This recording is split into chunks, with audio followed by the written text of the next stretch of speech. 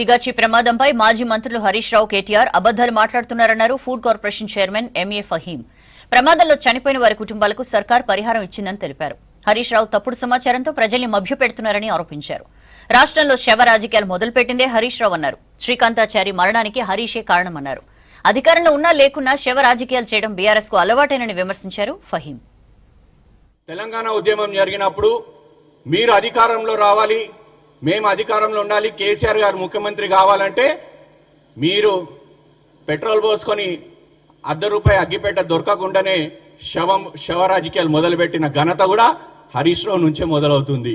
శ్రీకాంతాచారి మరణానికి కూడా కారణమే చూస్తే ఈరోజు హరీష్ రావు అని కూడా చెప్పవచ్చు.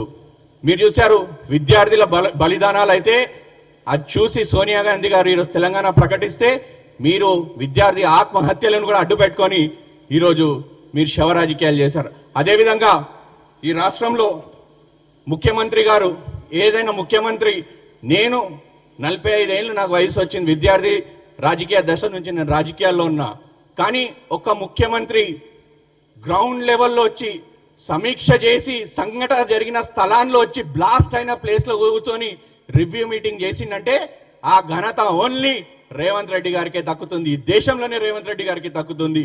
అధికారులను అప్పుడైనా అక్కడ సమీక్ష చేసిరు. నేను ఆ జిల్లావాసిని, అక్కడ కూర్చొని చూసిన ఒక ముఖ్యమంత్రి కూర్చొని ఏ విధంగా అధికారులతో రివ్యూ చేస్తున్నారు అంటే నేనే ఆ రోజు ఆశ్చర్యపోయినా.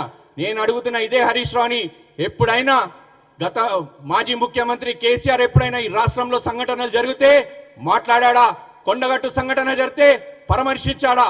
మాసాయిపేట రైల్ ఇన్సిడెంట్ జరిగి విద్యార్థులు చనిపోతే కనీసం కేసీఆర్ స్పందించలేదు, అక్కడ పోయి వాళ్ళ ఫ్యామిలీస్ని పరామర్శించలేదు.